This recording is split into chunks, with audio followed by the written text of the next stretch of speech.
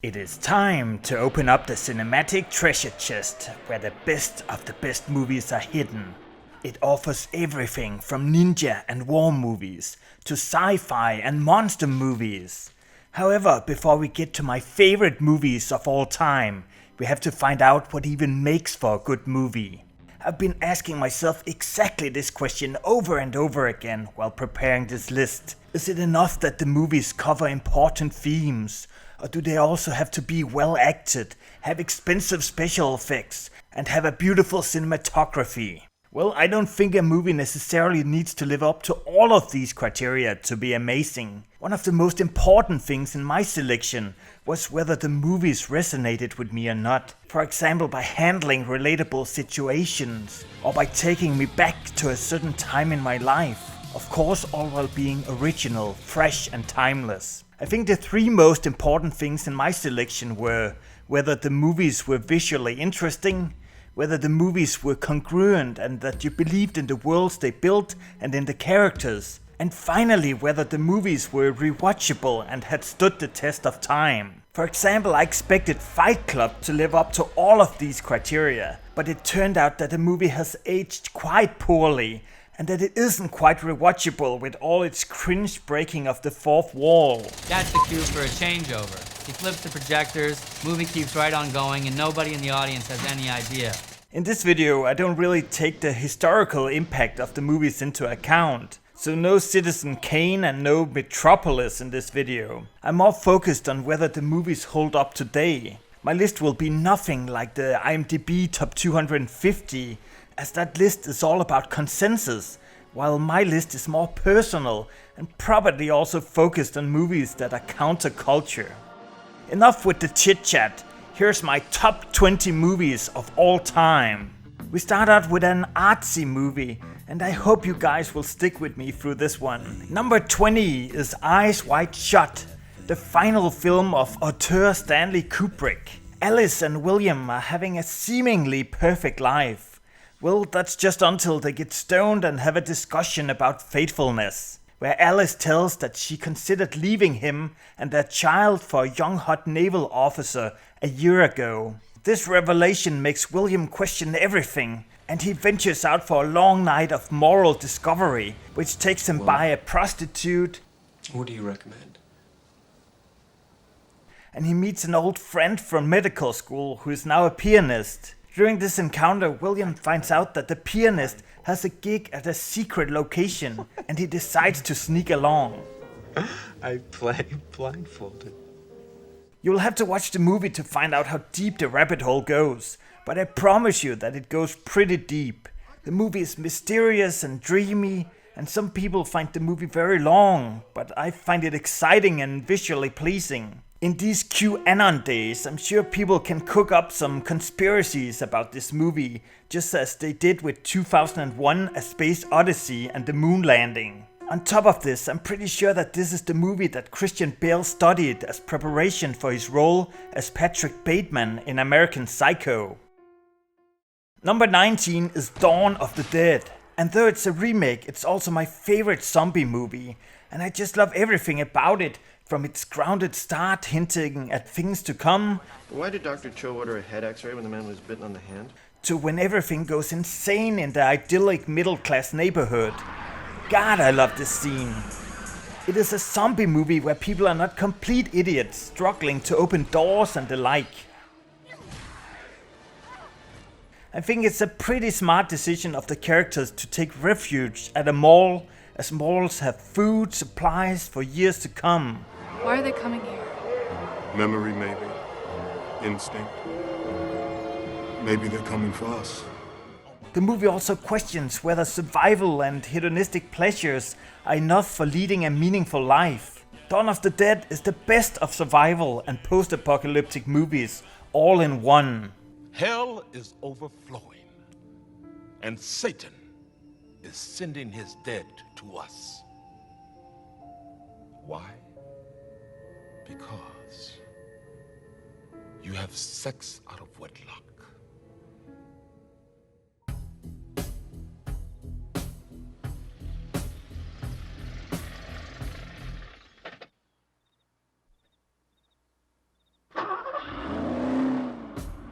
Number 18 is Risky Business. What is a best of the best list without a coming of age movie? As a teenager, you need to get perfect grades, be good at sports, and live up to your parents' expectations, all while finding your own way in life.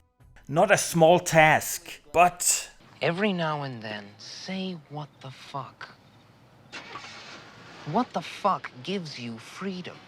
this is what this movie is all about. With Joel's parents out of town, Joel should be starting a business as part of his extracurricular activities. But it is also the perfect opportunity to have a taste of life. And somehow Joel manages to do both. After trashing his dad's car, he needs money for the repairs and he somehow ends up starting a brothel. This movie could definitely not be made today. The movie is visually fantastic and the soundtrack is just as good. It is a hypnotizing exploration of sexuality and that fine balance between taking risks and walking the straight path. Number 17 is The Terminator, Arnold Schwarzenegger's best movie. Humanity is on its knees facing extinction, and their only hope against the machines is to send a soldier back in time to prevent Judgment Day from happening. However, the machines too sent back one of their soldiers, a Terminator. Your clothes. Give them to me, now. Fuck you, asshole! The movie is dark and gritty and Arnold is truly menacing as the Terminator. The movie is back from when action movies dared taking their audience seriously. I'm pretty sure you all know the plot of the movie. The Terminator is programmed to kill Sarah Connor, whose unborn son in the future will lead humanity to victory against the machines. It is Kyle Reese's job to stop the indestructible killing machine. The movie is with a distance the best of the series, and I would actually skip all the other movies, including Terminator 2, which is mostly for children. Number 16 is Battle Royale, a super influential and dystopian movie about teenagers being forced to kill each other on a deserted island. The youth is out of control, and in an attempt to restore order, the Japanese totalitarian government have instated the Battle Royale. We follow a class of 9th graders as they are drugged on their school trip and equipped with deathly bracelets that will detonate if they don't kill each other. The movie is an interesting mixture of a coming-of-age movie and a survival movie. It is tense, bloody, and thought-provoking. What would you do yourself if you were put in the same situation? Would you hide? Would you try to eliminate everyone else to survive? Would you group up? Or would you take the easy way out? The movie has stood the test of time and still feels as iconic as ever. Number 15 is The Last Samurai. The movie is about Captain Nathan Algren, who has become tormented and disillusioned after his involvement in the slaughtering of defenseless Native Americans. And now he's hired by the Imperial Japanese Army to take down yet another rebellion. This time it is a group of samurai fighting against the westernization of Japan. During the first confrontation, Algren's untrained army is taken down, but he continues fighting without fear and with lots of heart. This makes the samurai leader decide to take him in to study their enemy. While living among the samurai, Algren finds out that they are not savages, but rather people of discipline, honor, and purpose. And slowly his allegiance starts to shift against the political and money-hungry American war machine. The movie is a beautiful period piece, but it is almost also an anthropological study of the samurai culture. Or in simpler terms, it's a really good movie. Number 14 is First Blood. Most of you think of Rambo like this. But that is not what his first movie was all about. It was grounded and didn't rely on explosions and CGI set pieces. The former Special Forces soldier John Rambo has just returned from Vietnam and is trying to find his place in the world, but no one wants anything to do with an army veteran. You know, wearing that flag on that jacket, looking the way you do, you're asking for trouble around here, friend. John is picked up by a cruel sheriff just for passing through. and he's taken to the station where he's beaten and humiliated.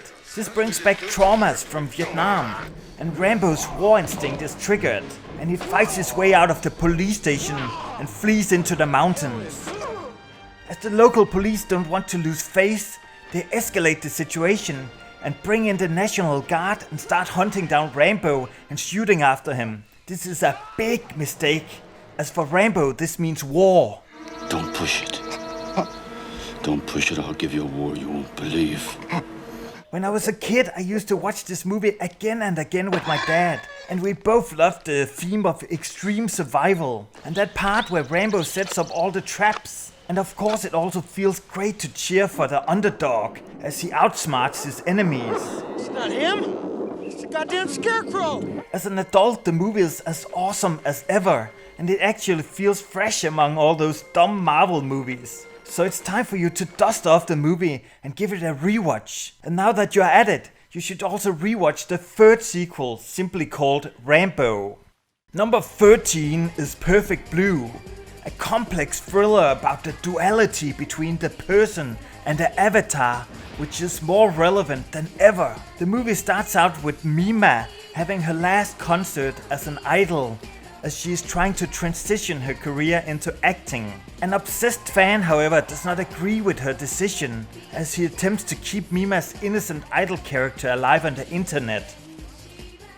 As Mima herself is struggling to settle into a new role as the bad girl, she starts getting hunted by her idol persona from the past, which now has taken on a life of its own. Mima slowly starts losing her mind, and she starts having trouble separating herself from her different personas, which I can also relate to, as I have started becoming an Ebbe monster in my everyday life.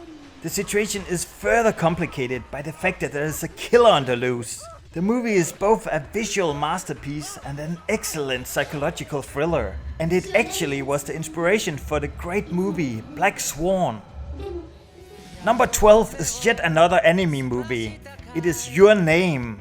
This body-shifting anime is one of the best looking and most atmospheric movies I have ever watched. The movie is about those transient yet strong connections we make in life that we try to hold on to, but that disappear like sand through our fingers. The movie tackles a classic theme in Japanese literature and movies, which is the contrast between the traditional life in the Japanese countryside and the exciting and hectic life in the big cities. A passing comet leads the teenagers Taki and Metsuwa to randomly start switching bodies, which at first leads to a lot of confrontations, but then later lead them to getting a deeper understanding of each other. Now we follow them in their hope to find each other in real life before their connection disappears together with the comet. The movie is just so magical. I also love the director Shinkai's other movie called The Garden of Words, but as it was only 45 minutes long, I decided to stick with this feature-length movie for the list.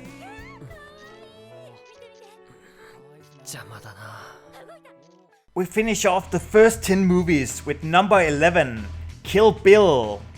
You cannot have a list of the best movies of all time without mentioning Quentin Tarantino. He excels at taking the best of well-known genre movies and stuffing it all into his own movies. The Nameless Bride used to be a member of the Deadly Viper assassination squad, but when she finds out she's pregnant with a child of the sadistic Bill, she decides to flee and to marry a common man to give her child a good life. But this, however, does not fall in good taste with Bill, who tracks her down and almost kills her. It's your baby. After 4 years in coma, the bride wakes up and decides to seek revenge on the people who destroyed her life and took her child. But before she can seek revenge, she has to make her legs work again. Hard part's over. Now, let's get these other piggies wiggling. And she needs a Japanese blade. The movie is a timeless and wild mixture of styles, altering from scenes in black and white to anime. It took me a few years to learn to appreciate the movie, but now I love it. The remaining 10 movies of my list will be featured in a part 2, which I will release as soon as I'm done editing it. But for now, thank you for watching, and I will catch you later.